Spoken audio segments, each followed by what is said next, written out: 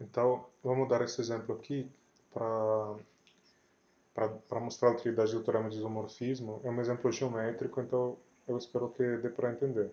Então, o conjunto que a gente pega, esse conjunto A, que é o conjunto dos pontos do plano real, que eu desenhei aqui, né?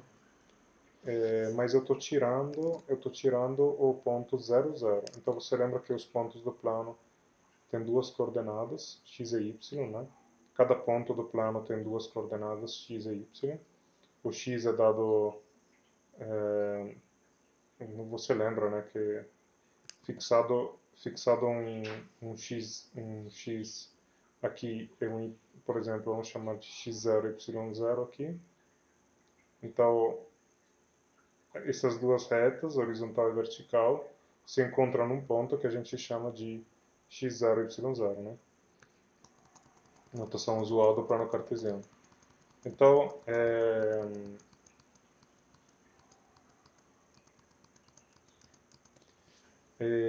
a gente fala que, bom, esse conjunto, nosso conjunto A, é dado pelos pontos do plano que não são esse ponto aqui.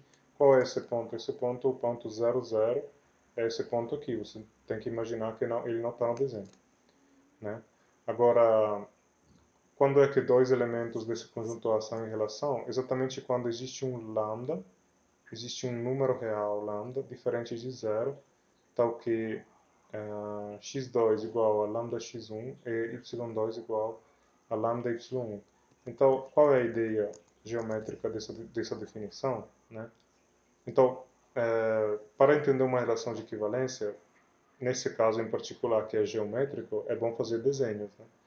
Aí, suponha que o elemento x1, y1 está aqui. x1, y1 está aqui. E o x2, y2 está aqui. Certo? Então,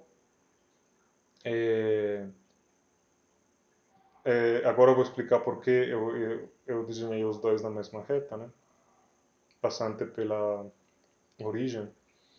Mas o que é que acontece? Que esse ponto aqui, seguindo a definição que eu dei da relação, né? É exatamente igual a lambda x1, lambda y1 para algum lambda, né? Então, por que esses dois pertencem à mesma reta? Porque a equação dessa reta é y igual y1 sobre x1 multiplicado por x. Se você pensa no que está acontecendo que isso é também igual, né? Agora eu vou apagar, mas se você pensa, é também igual a y2 sobre x2, x. Porque o que me garante essa relação aqui, é que se dois pontos x1, y1 e x2, y2 são em relação, então você pode ver muito facilmente que y1 sobre x1, bom, é igual a y2 sobre x2, se x1 e x2 são diferentes de zero, né? Agora, no caso em que são zero, tem que fazer uma outra conta, mas o que eu estou dizendo é que nesse caso aqui, porque tá vendo, se você substituir aqui lambda x1 e aqui lambda, se você substituir aqui lambda y1 e aqui lambda x1, o lambda se cancela, aí fica igual a isso, né? Então, o lambda se cancela porque lambda é diferente de zero, não tem problema, né? Pode dividir por lambda, pode cancelar o lambda. E tá bom. Agora,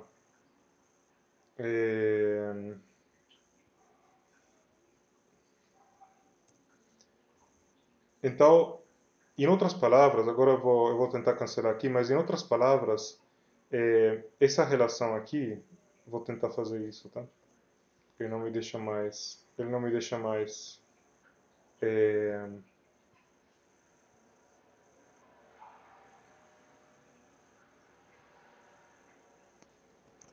ele não me deixa mais cancelar nada. Não, eu quero mais fino, como é que é? Então, imagina que tem, eu estou redesenhando as retas, né? Tem essas retas.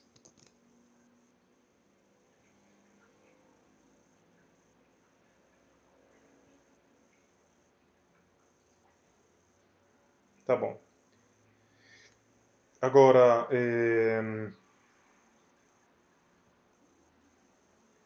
tá bom. E agora eu estou aqui. E, então, em outras palavras,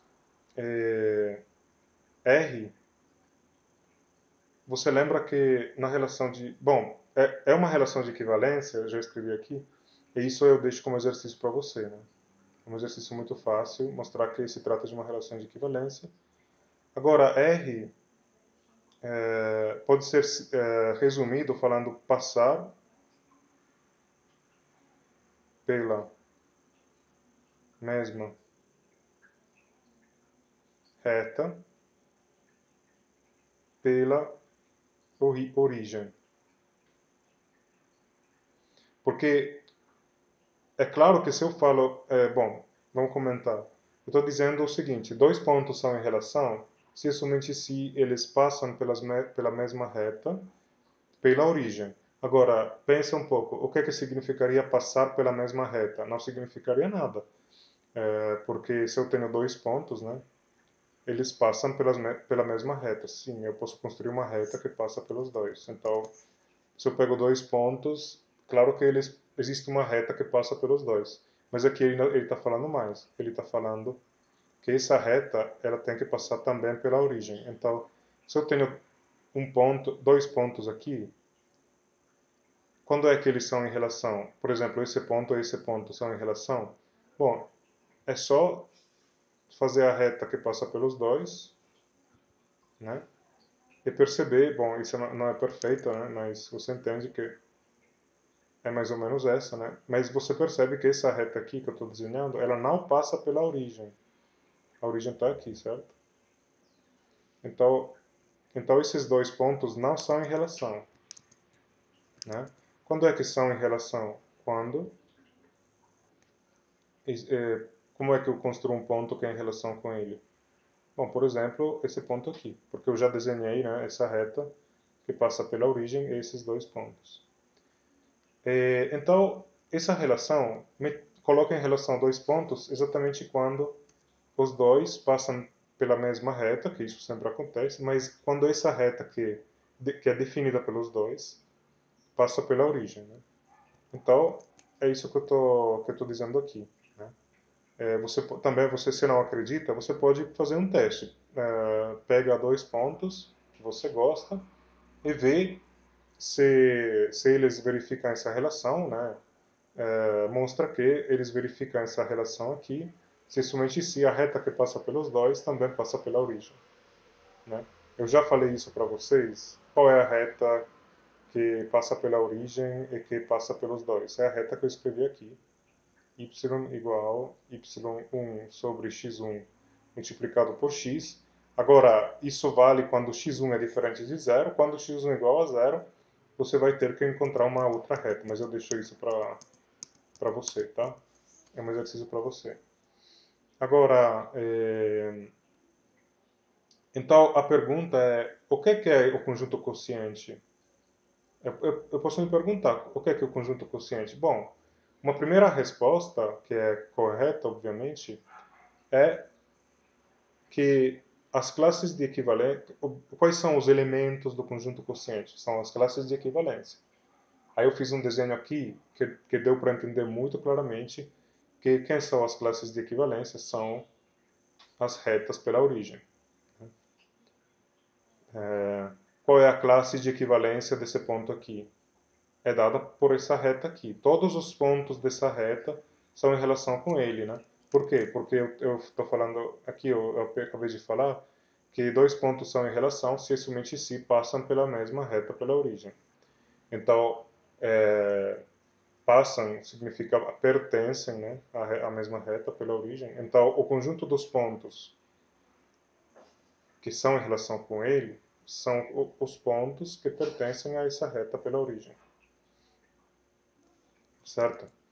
Agora, então isso significa que se eu chamo esse aqui de ponto xy, então quem é essa reta aqui? Essa reta é a classe do ponto xy. É a classe, né? Essa reta toda aqui vai ser a classe desse ponto aqui. Então você está percebendo que uma coisa é um elemento, uma coisa é uma classe, né? Um elemento é um elemento único e a classe é um conjunto que pode ser infinito, né, de pontos. A gente já viu um exemplo desse caso com as congruências, né? Por exemplo, a classe de um módulo 2, eu falei que é dada por todos os números ímpares, 1, 3, 5, 7 até o infinito, todos os ímpares, e também menos 1, menos 3, menos 5, menos 7, etc. Até todos os números ímpares, né? Positivos e negativos. Então, é um conjunto infinito. E aqui também eu tenho um ponto aqui, um ponto, e a classe dele é um conjunto infinito de pontos. É uma reta nesse caso, né? Tá bom. Correto. O conjunto quociente é o conjunto dessas retas aqui. Mas é um conjunto meio bagunçado, né? Porque é um conjunto de retas. Então, como é que a gente pode entender isso melhor? Ok, a ideia é, mas se eu sei que, como no caso das congruências, né? Um ponto, um elemento determina a classe dele, né? Bom, no sentido que eu posso escolher um representante, quando eu falo de uma classe, né, eu posso escolher um representante, porque é isso que, por exemplo, se você lembra, quando a gente trabalha com classes, né, eu dei um exemplo em que eu defini uma função definida sobre uma classe de x, né, aí eu definia como sendo alguma coisa que dependia de x, do elemento x. Então você entende que se eu, se eu faço isso, aí é claro que eu tô tentando entender a classe de x usando x, né? Mas você viu aqui nesse exemplo que x é um elemento, e a classe de x é um conjunto que pode ser infinito, né? Então, a pergunta que a gente faz, né, nesse tipo de caso, né, é como é que eu escolho um representante? É isso que eu estou fazendo, né? Eu pego uma classe C, né? Aí eu quero escrever essa classe como a classe de um representante. Aí eu quero escolher, né? Eu quero escolher um representante dessa classe. Por exemplo, eu pego essa reta aqui, aí eu quero escolher um representante que seja mais fácil para usar que os outros. Se eu pego essa reta aqui, eu preciso escolher um ponto dessa reta que seja mais fácil para usar. É claro que eu não posso escolher a origem, claramente não, porque a origem não pertence ao meu conjunto A, eu tirei a origem, né? E, e também porque, mesmo se eu pudesse escolher a origem, ela não identificaria essa reta aqui, porque para identificar essa reta eu preciso de um ponto, tipo um ponto aqui, né? Que não passa pela origem, para poder identificar essa reta, porque você lembra que dois pontos distintos determinam uma única reta, né? Eu não posso escolher ou um ponto sozinho não determina uma reta. Então, qual é a ideia? Bom, a ideia é, na verdade, para identificar uma classe, você pode escolher qualquer ponto dessa classe. Por exemplo, esse aqui. Mas, agora a pergunta é, tá, mas agora como é que eu escolho os outros pontos, né? Porque você entende que para entender o quociente, eu não me importo de, tipo, escolher um representante ou outro. Às vezes é possível identificar um elemento mais bonito que os outros. Por exemplo, no caso das congruências, quando eu falo, como eu já falei, né? As congruências módulo 5, as classes módulo 5, né? São a classe de 0, a classe de 1, a classe de 2, a classe de 3, a classe de 4. Então, a gente está escolhendo representantes que são 0, 1, 2, 3, 4, que são mais fáceis para usar que os outros, né? eu poderia escolher, em vez de 0, 1, 2, 3, 4, eu poderia escolher 5, 6, 7, 8 e 9, né? 5 corresponde ao 0, módulo 5, né? 6 corresponde ao 1, etc.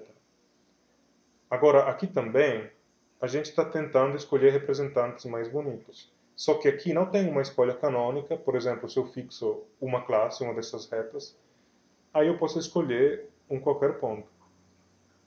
Agora, qual é a escolha natural que você faz dos outros pontos? Bom, eu falo para vocês que a escolha natural que você faz dos outros pontos, agora vamos ver se eu consigo.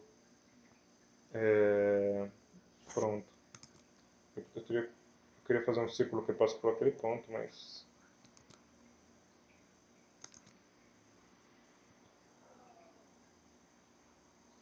Bom, vamos fazer assim.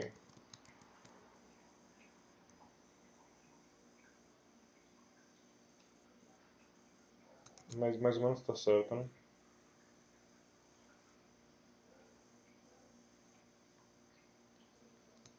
Bom, agora eu falo para vocês que a escolha natural desses pontos é exatamente um círculo. Deixa eu ver o que eu quero dizer com isso. Deixa eu explicar. Como eu falei, o que é que eu fiz? Bom, esse aqui, esse círculo, mesmo não sendo perfeito, é um círculo de raio fixado, com centro na origem. O centro é na origem e o raio é fixado. Você pode escolher, por exemplo, vamos supor que o raio é 1. Então esse ponto aqui é o ponto 1, 0. Esse ponto aqui em cima, esse ponto aqui em cima é o ponto 0, 1, certo?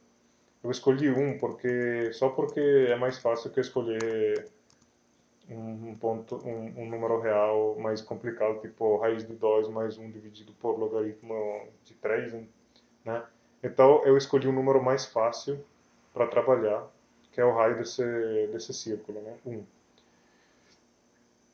Aí, o que é que eu falei? O que é que eu estava falando? Vamos escolher uma representante dessa classe, né? Dessa classe. Vamos escolher ele aqui, né? Essa primeira escolha é completamente aleatória, por quê? Porque eu poderia escolher outro raio, né? Se eu tivesse escolhido um raio 2, aí o círculo seria maior, então esse representante seria diferente. Seria talvez mais para cima, né? Uma coisa assim. Mas eu escolhi o meu representante aqui. Então, quem é que vai ser? Bom, então, o que é a ideia? A ideia é que, em vez de escolher qual é o representante dessa outra classe, bom, é só voltar para o círculo e pegar o elemento dessa classe que pertence ao círculo. O que é que eu estou dizendo com esse desenho aqui? Eu estou dizendo que cada classe admite um único representante que pertence ao círculo. Então, a coisa natural para fazer, eu estou pegando todas as classes e para cada classe eu estou escolhendo um ponto. Tá vendo? É isso que eu estou fazendo. Então, você entende que é natural, né? Esse aqui também é uma classe, né? É natural, em vez de pegar o conjunto das classes, de considerar um conjunto de representantes canônicos, né? Representantes canônicos. Então, para cada classe, né? Bom, isso não, você não faz só com essas classes que eu desenhei, você faz com todas as classes, são infinitas classes, você lembra? São todas as retas pela origem, né? Então, todas as retas pela origem admitem uma única interseção com esse círculo e você vai escolher esse representante. Agora, o que é que isso tem a ver com o teorema de isomorfismo? Você lembra da definição de A e de R, eu vou apagar. E, o que é que isso tem a ver com o teorema de isomorfismo? Vamos fazer isso.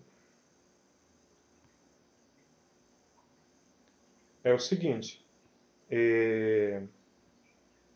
agora,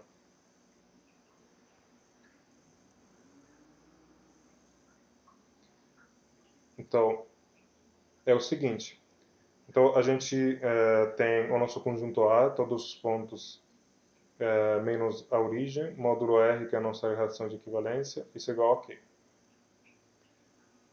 Bom, o que eu falo é que ele é... Essa é uma coisa que eu estou usando aqui, né, mas não é bem definida, mas a ideia é que não é igual, mas é isomorfo a S. Aí eu vou, como S, né, eu defino o círculo unitário de centro 0, 0, né? Esse círculo aqui que eu desenhei, com o centro na origem, né? E unitário significa que o raio é igual a 1. Como eu falei, não importa que seja unitário, pode ser de qualquer raio, mas eu escolhi unitário porque é mais fácil escolher um raio mais fácil. Agora, o que significa esse símbolo? Significa isomorfismo, né? Isomorfismo, que obviamente é uma palavra que eu não defini, né?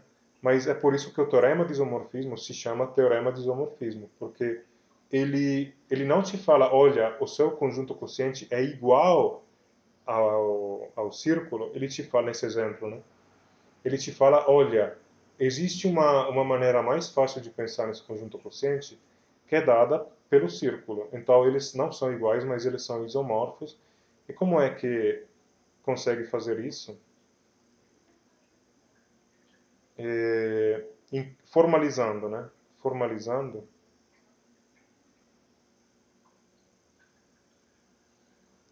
quero uma função f de A para S.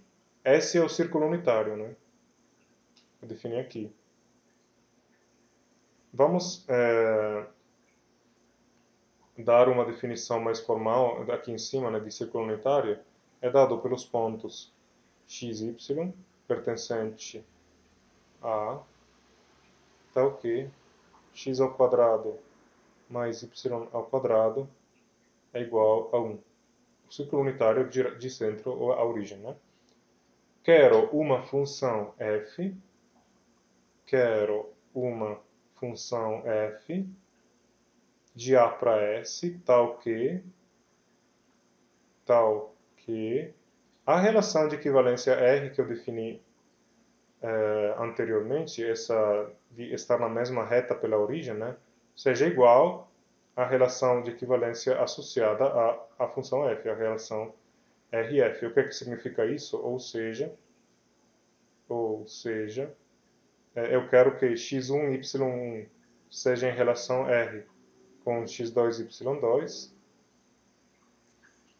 com x2, y2, se e somente se f de do ponto x1, y1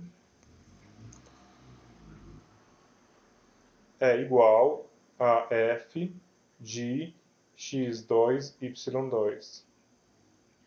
Né? Eu quero uma função com essa propriedade. Bom, agora, isso é um caso claro em que escrever o que você quer é quase a mesma coisa que obter o que você quer. Porque qual é que vai ser essa função? Bom, pensa bem, eu tenho um conjunto de pontos no plano, todos os pontos que não são a origem, né, todos os pontos. E eu acabei de falar que ele vai pertencer... Pega um ponto, né? Por exemplo, esse aqui.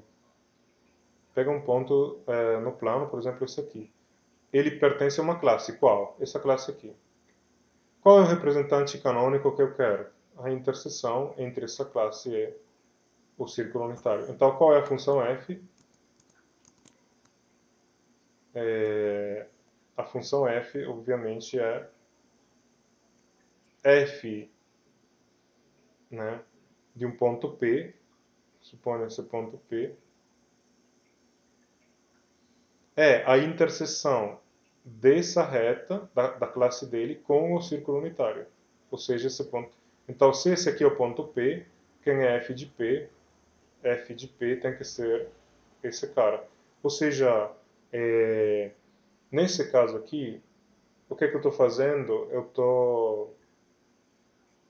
tô construindo um conjunto, né, que é isomorfo, né, ou seja, corresponde de maneira bijetiva, né, a, ao meu conjunto quociente, né, e que seja mais fácil para entender, certo?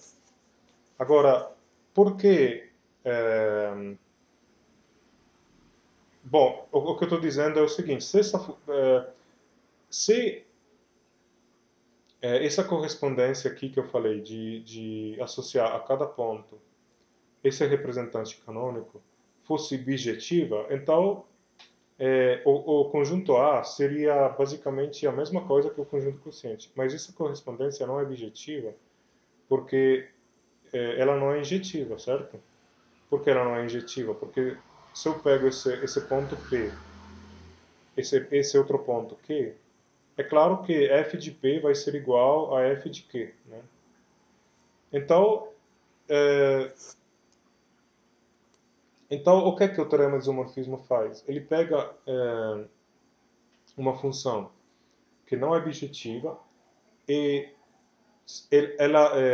o que é que acontece quando você aplica esse teorema é que ela, entre aspas, ela se torna bijetiva.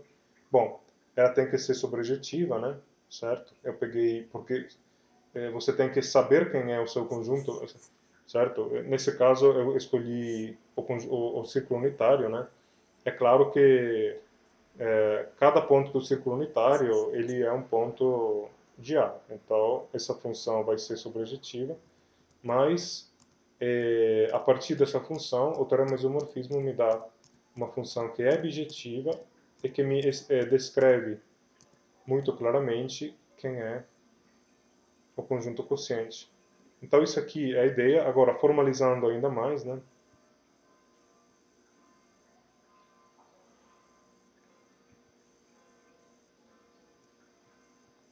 Formalizando ainda mais, seja f que vai de A para S. Como é que é definida essa função f? F é, é sim, f de um ponto x, y. Bom, tem que ser um ponto, né? Tem que ser um elemento de porque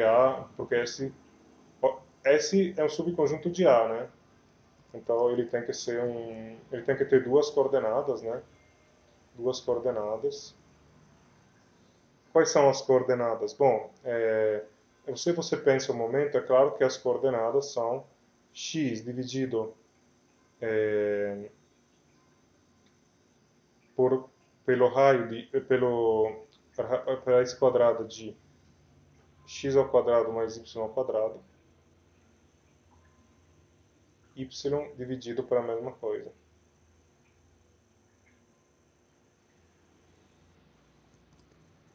né?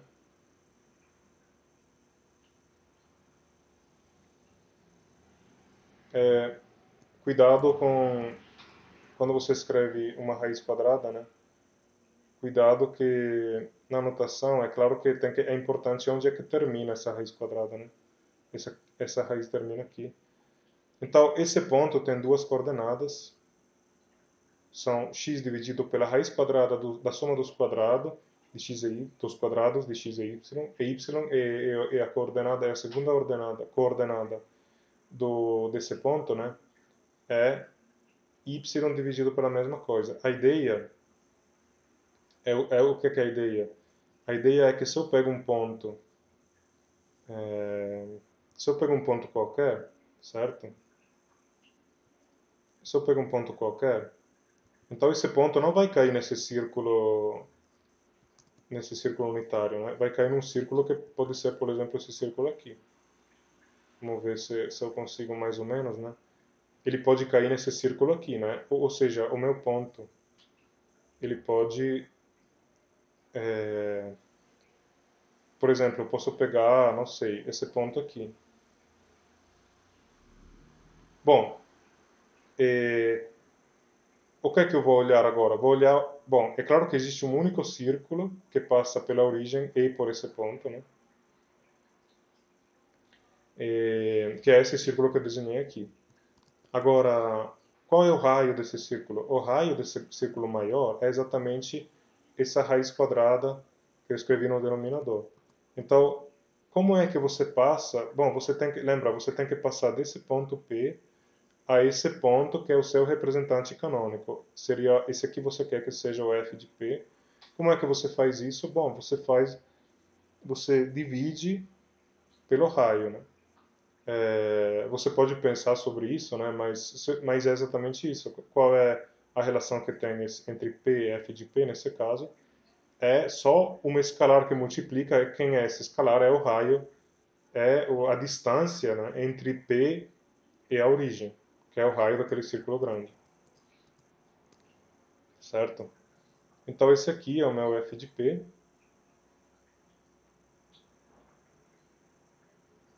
Né? Então esse aqui é P, né? Então esse aqui é o meu f de P.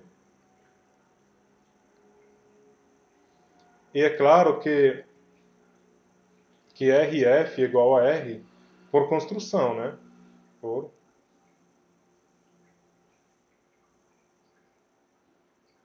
Ou se você não acredita, pode fazer a conta, mas o que é que essa igualdade está me dizendo? Está me dizendo que dois elementos são em relação, né? Em relação a R. Se é somente se, ele está me dizendo que P é em relação a R com Q. Se é somente se, F de P é igual a F de Q.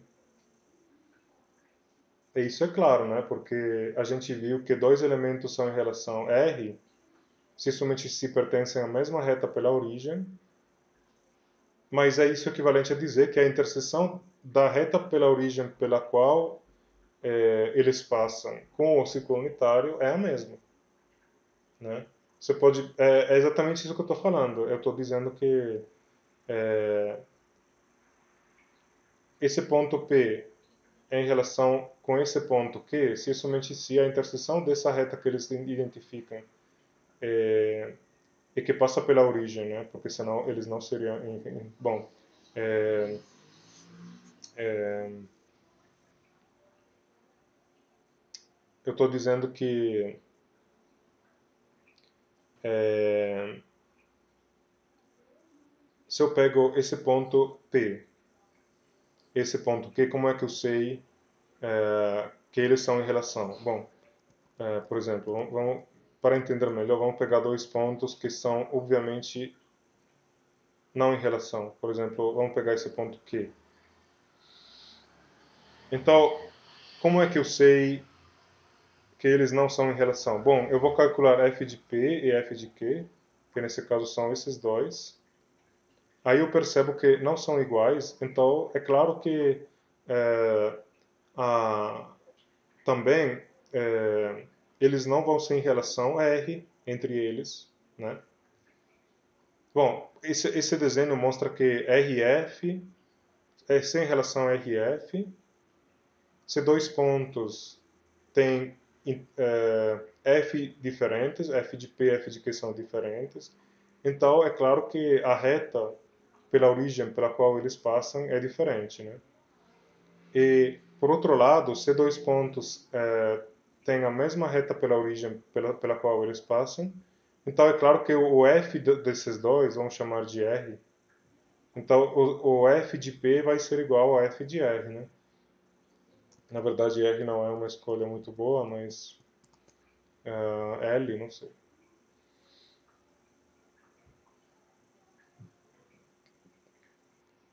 E nesse sentido, é importante construir uma função desse tipo.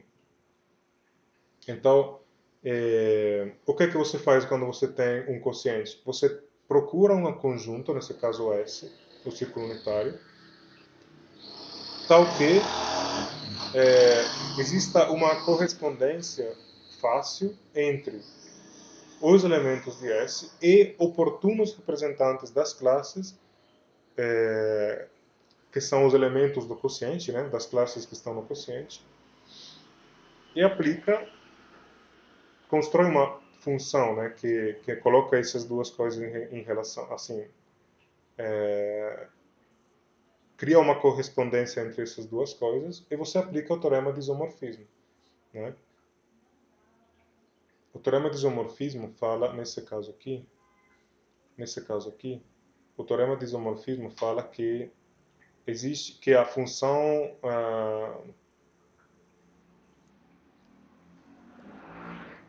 vamos apagar aqui,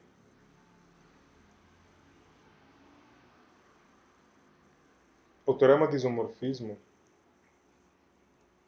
nesse caso aqui,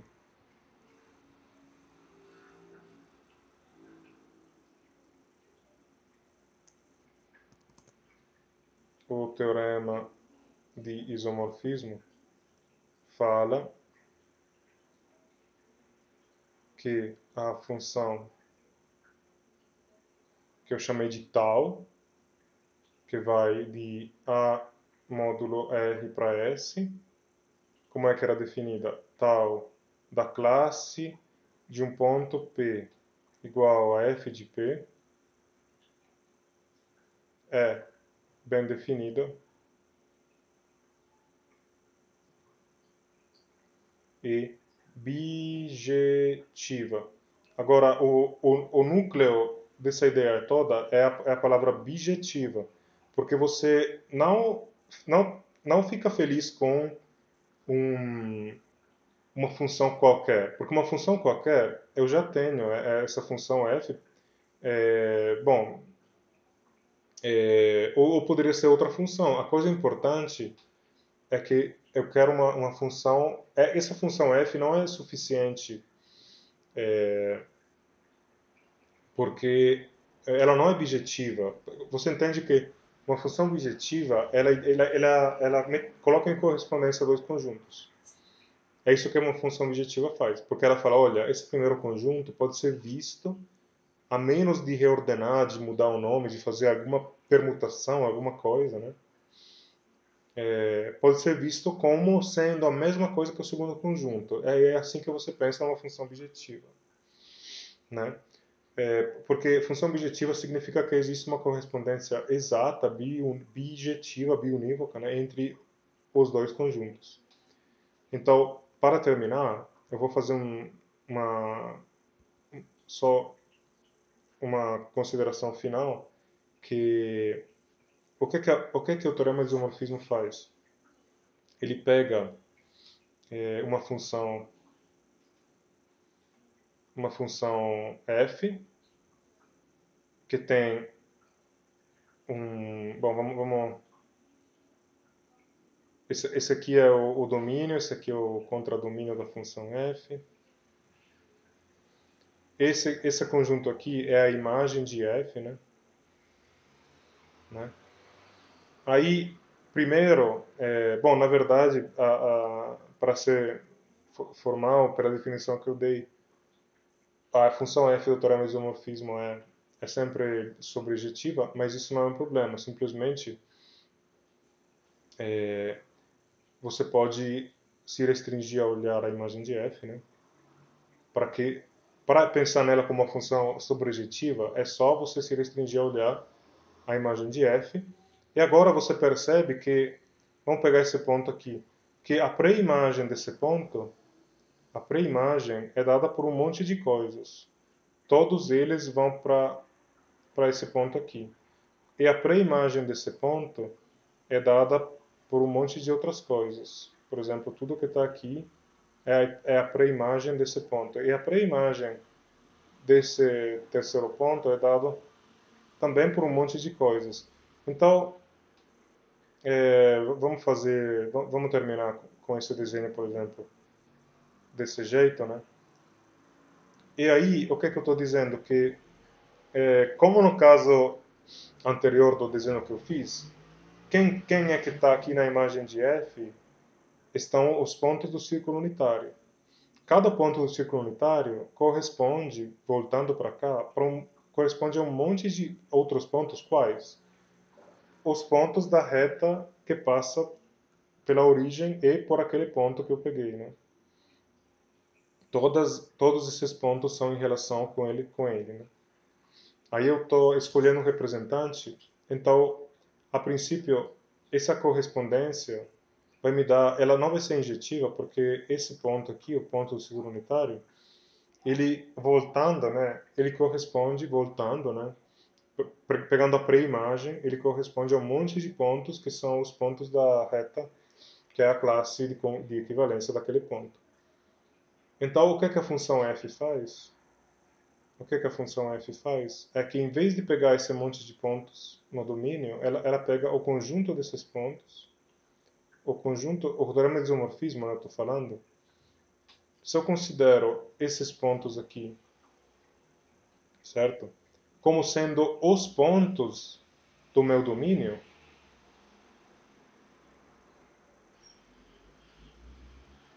então você entende que, copiando aqui a imagem de f,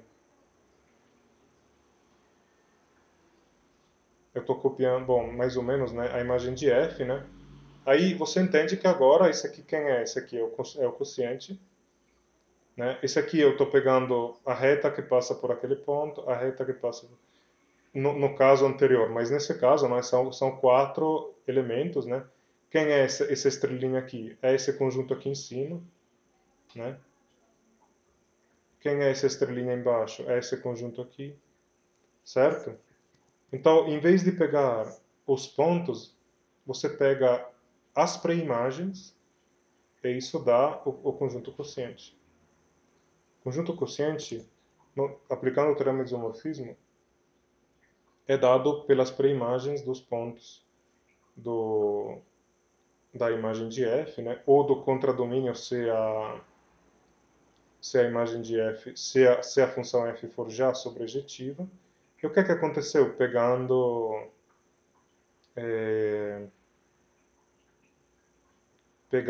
esse aqui como domínio no lugar do domínio x original, pegando o quociente, o que aconteceu é que essa função que agora eu chamo de tal é bijetiva, certo?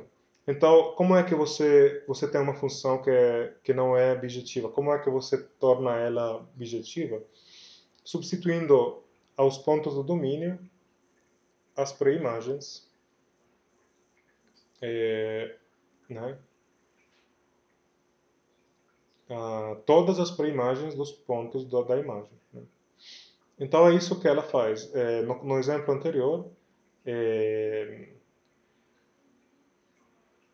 você tem um monte de pontos, aí você grupa esses pontos em classes de equivalência, que são as estrelinhas aqui embaixo, e depois você constrói um oportuno conjunto S, que no caso é o círculo unitário, e constrói uma função.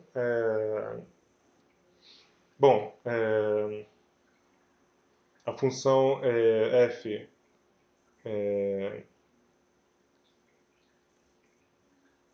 nesse caso aqui, né, eu peguei essa imagem de f é exatamente o círculo unitário.